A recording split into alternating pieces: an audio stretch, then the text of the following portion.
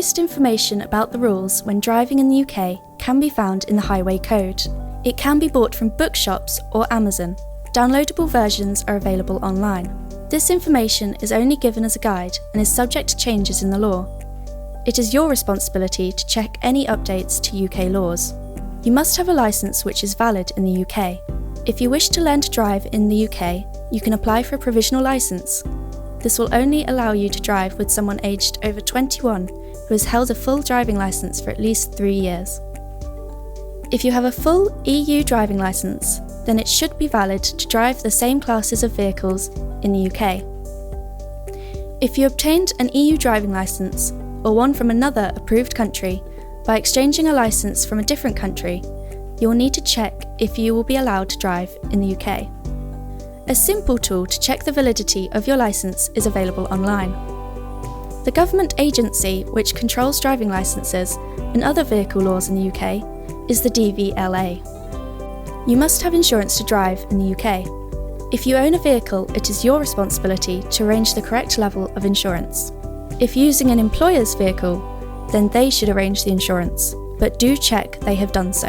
Insuring a vehicle in the UK can be complicated, so when comparing different insurance policies, you need to look carefully at what cover each offers.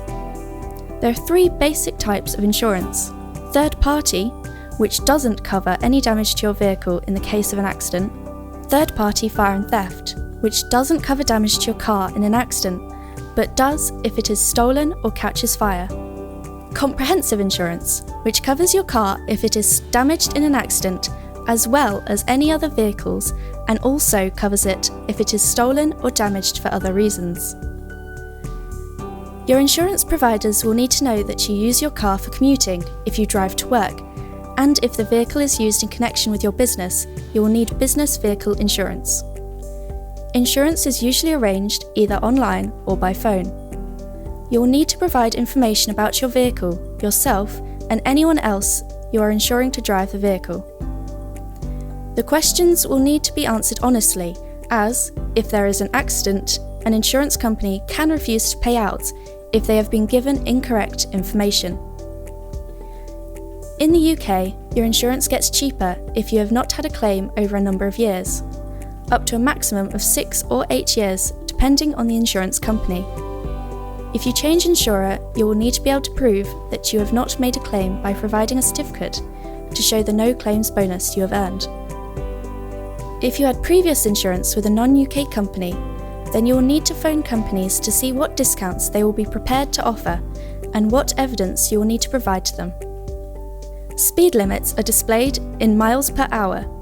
The following is a general guide to speed limits for cars. It is not uncommon for areas near schools and residential zones to have a 20 mph limit. A sign will be displayed on the roadside to show where the 20 zone begins and ends.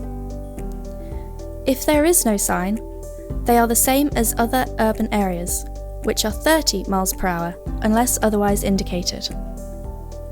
You will see this sign quite often. It is the national speed limit sign, which means that the speed limit depends on the road type. Unless otherwise indicated, the speed limits are: outside urban areas, single carriageway roads are 60 mph. Dual carriageways are 70 mph.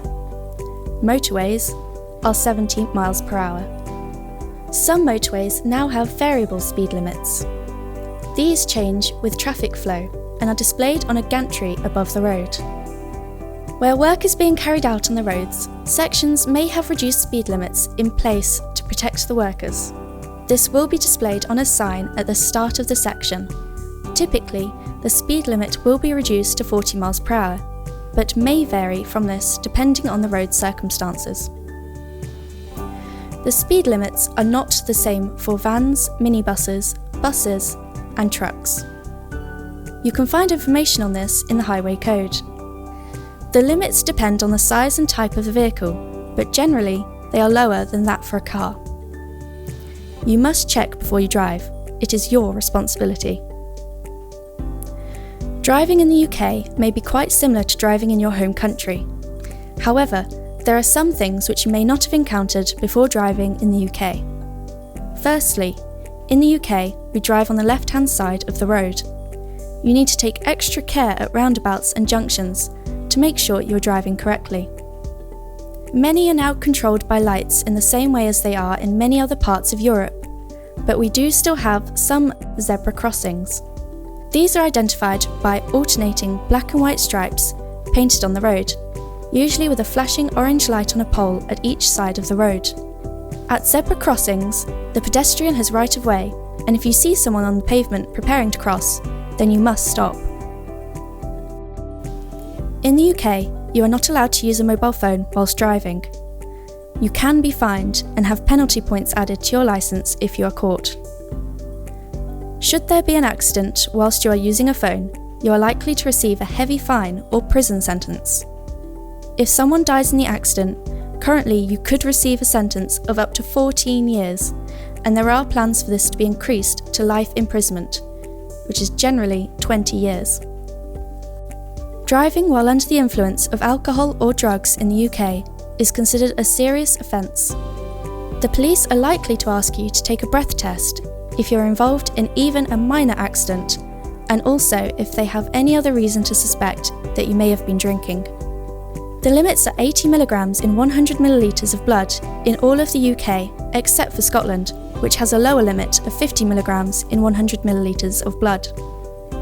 There is no safe limit for drinking before driving, and if you are drinking the evening before driving, it is possible that you will still be over the limit driving to work the next morning.